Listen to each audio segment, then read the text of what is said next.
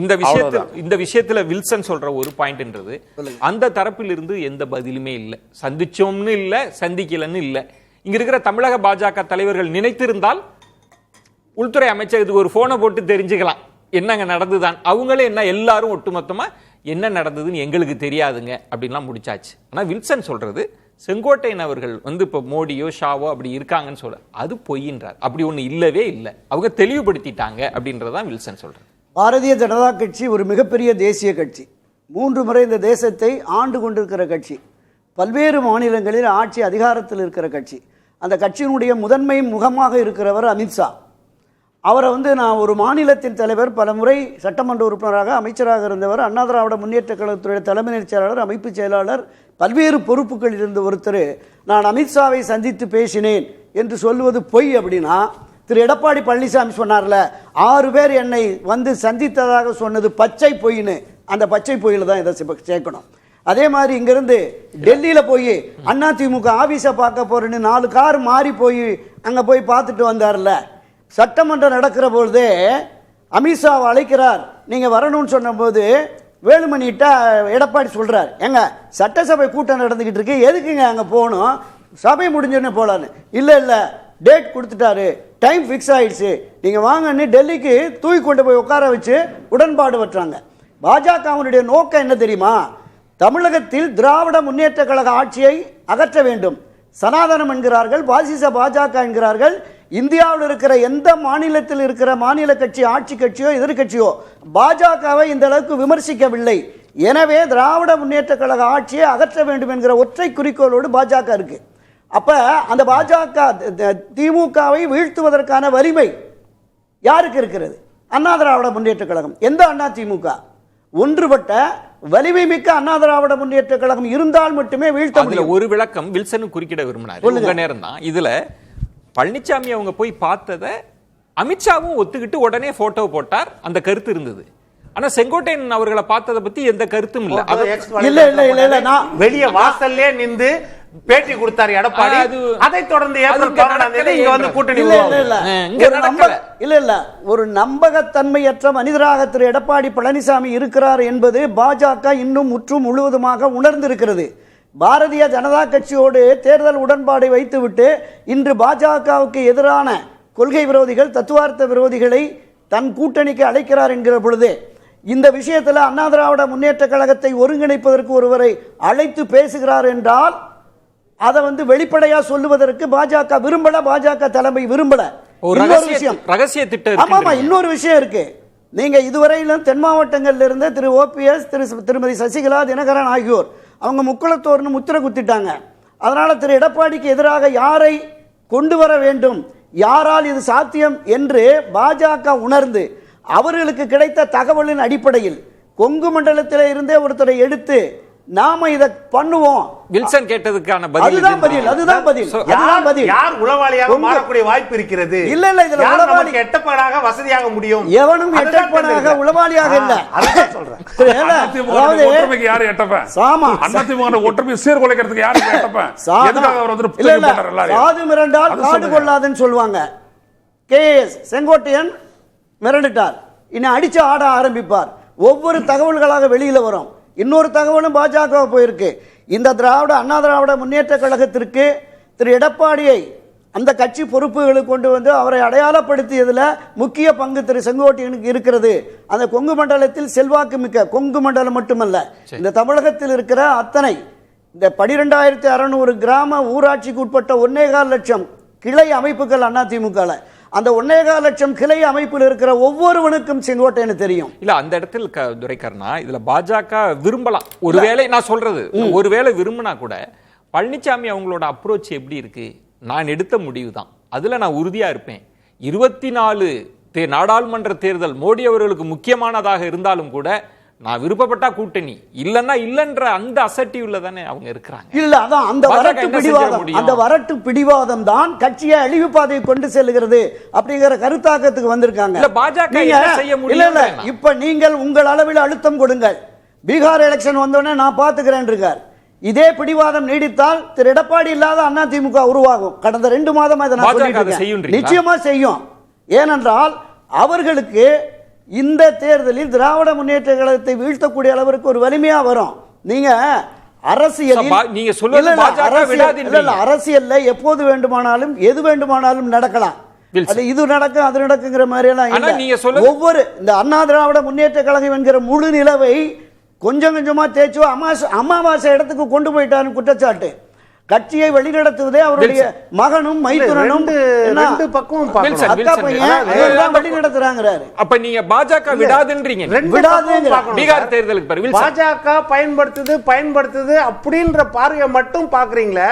பாஜகவுக்கு நான் பயன்படுறேன் ஏன் பார்க்க மாட்டீங்க? நீங்க சொல்ற குற்றச்சாட்டுகள் 2019 சொல்லிட்டு இருக்கீங்க. ஒரு நேரம் டிடிவியை பயன்படுத்துது, டிடிவி பயன்பட்டாரா பலவீனமாகி? ஒரு நேரம் ஓபிஎஸ் பயன்படுத்துனீங்க, ஓபிஎஸ் பலவீனமாகி விலை போய் விட்டாரா பயன்பட்டாரா? இப்ப செங்கோட்டையன் பயன்படுறாங்கன்றீங்க, செங்கோட்டையன் அதே மாதிரி போய் இன்னொரு கூடுதலா ஒரு வார்த்தை சொல்லட்டுமா வில்சன்? இன்னொரு கூடுதலான வார்த்தை, பழனிசாமி அவர்கள் என்ன சொல்றாங்க? அமித்ஷாவை பார்க்கிறதுக்கு முதல் நாள் இந்த 4.5 ஆண்டுகால ஆட்சியை காப்பாற்றியதே பாஜக தான் அப்படின்றாங்களே. அப்ப இந்த ஆட்சியே அவங்களுக்கு பயன்பட்டதுன்னு பொருள் இல்லையா? நான் என்ன சொல்றேன், ஒரு சட்டமன்ற உறுப்பினர்கள் தானே சார் ஆட்சியை காப்பாத்துவாங்க. ஆனா பாஜக காப்பாற்றியது நாம் நன்றியோடு இருக்கணும்னு பழனிசாமியே பேசினாங்களே. அதான் சார் சொல்றேன். ஆட்சியில இருக்கும்போது 2 நிமிடம் நான் கூடுதலா எடுத்துக்கிறேன். 2017 பாஜகவின் பங்களிப்பு என்னங்கிறது நம்ம பார்த்தோம்.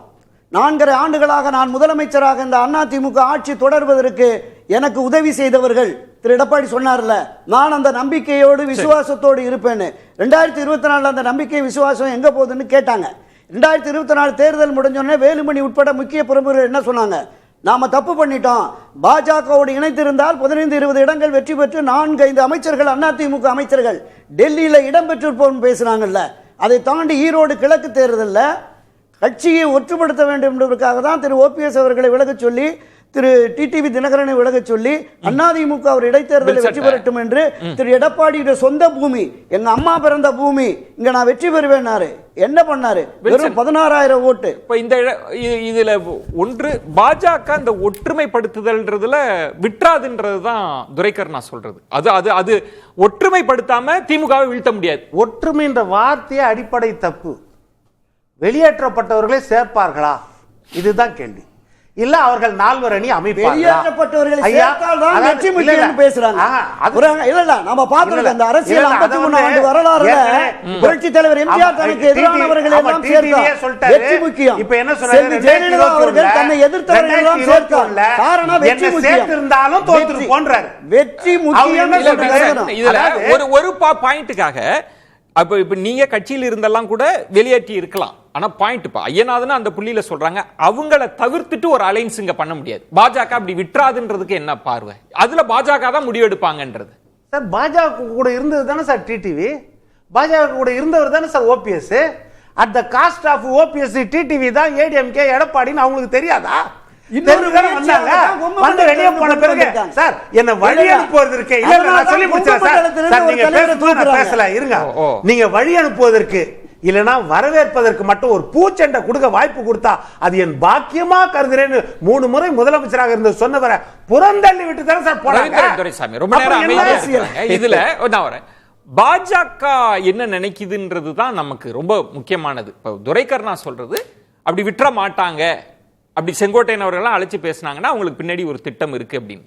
நான் வில்சன் சொல்ற பாயிண்ட், பழனிசாமி அவர்களுக்காக தானே ஓபிஎஸ் டிடிவியே இன்னைக்கு வெளியில போயிருக்கிறாங்க அப்படின்றது. ஆனா துரைக்கர் என்ன சொல்றார், அது தென் மாவட்ட அரசியல், இவங்க கொங்கு மண்டலத்திலிருந்தே ஒருத்தர் எடுத்திருக்கிறாங்க, அவ்வளவு எளிதா விட்டுற மாட்டாங்கன்றதை எப்படி புரிஞ்சுக்கிறீங்க? One must be very alert in பொலிட்டிக்ஸ்ங்கிறது ஒரு பெரிய திட்டம்.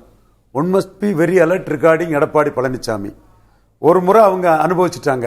2024 மோடிக்கு வலது பக்கத்துல இருந்து அது எடப்பாடி மோடிக்கா செய்த பெரிய ஒரு இது. இந்தியன் லெவல்லையும் இன்டர்நேஷனல் லெவல்லையும் இந்தியன் இருந்துட்டு 330 சீட்டு வருவாரு, 3வது முறையும் பிரைம் மினிஸ்டர் வருவாருன்னு சொன்னவர் சீட்டு தகராறுல அந்த இதை உடைச்சிட்டாரு. 6-12 தான் அது உடைஞ்சது.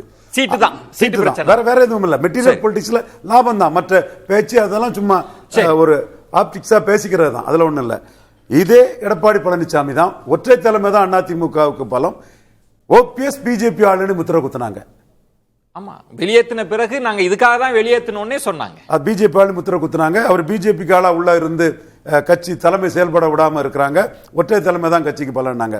செங்கோட்டையனுக்கும் அந்த வைகை செல்வன் முதல்ல பிஜேபி ஆளுங்கிற முத்திரையை தான் குத்துனாரு. அதற்கு பிறகுதான் எடப்பாடி ஒரு ஒரு சகோதரர் நேத்து விவாதத்தில் சொன்ன மாதிரி சிச்சுவேஷன் பொலிட்டிக்ஸ்ல ரொம்ப சமர்த்தர். அவர் சிச்சுவேஷன்ல தனக்கு முன்னாடி இருக்கக்கூடிய ஆப்ஷன்ல எதை எடுத்துட்டு போனா தனக்கு அது குறைஞ்ச நஷ்டத்தை கொடுக்கும் அல்லது கூடுதல் லாபத்தை கொடுக்கும். புரிஞ்சுக்கலாமா? பாஜக துரை கருணா சொன்னதனுடைய நீட்சியா சொல்றீங்க, அவங்க திரு பழனிசாமி அவர்களை எதிர்கொள்வதற்கு அவர் எப்படி காய்களை நகர்த்துறாரோ இவங்க காய்களை பயன்படுத்துவாங்க, அப்படிதானே? அந்த இடத்துக்குள்ள பிஜேபி கூட கன்ஃபரன்டேஷனுக்கு போகிறத விட பிஜேபிக்குள்ள உள்ள போறது பெட்டர்ங்கிற முடிவை வந்துட்டார். நான் சொல்றது எலெக்ஷன் இப்ப கூட்டணி தொகுதி அந்த இடத்துல தான் இவங்க எல்லாம் பயன்படுத்துவாங்களா? நிச்சயமா அதிமுக பாஜக கூட்டணி நகர்ப்புற உள்ளாட்சியில் பிரிஞ்சதும் சீட்டு தகராறுல தான், மக்களவை தேர்தலில் பிரிஞ்சதும் சீட்டு தகராறு தான். இப்ப பிரிஞ்சதுனால உள்ள நஷ்டங்களை ரெண்டு பேரும் பார்த்துட்டாங்க. அதே வேளையில அன்னைக்கு நோட்டாவுக்கு கீழே போன கட்சியாட்டு 2.7% எடுத்த கட்சியாட்டு எடப்பாடி கொடுத்த 5 எம்பி சீட்டையும் 20 எம்எல்ஏ சீட்டையும் வாங்கிட்டு போகக்கூடிய கட்சியாட்டு இல்ல. அண்ணாமலை ஒரு ஹீரோவா நின்னு 18% ஒருவேளை சார் நான் ஒரு யூகத்துல கேட்கிறேன் சார், பழனிசாமி அவர்கள் தான் கடந்த முறையும் அவங்க கொடுக்கிறது தான் இடங்கள், ஏன்னா அவங்க தான் தலைமை வகிக்கிறாங்க. முன்பு மாதிரியே ஒரு கராரா இருக்கிறாங்கன்னு வைங்க, என்ன செஞ்சிருவாங்கன்னு நினைக்கிறீங்க? என்ன நடக்கும்? கராரா இருக்க முடியாத சூழ்நிலையில முந்தைய நிலைமை மாறி இல்லாம அவர் உள்ள வந்திருக்கிறாரு.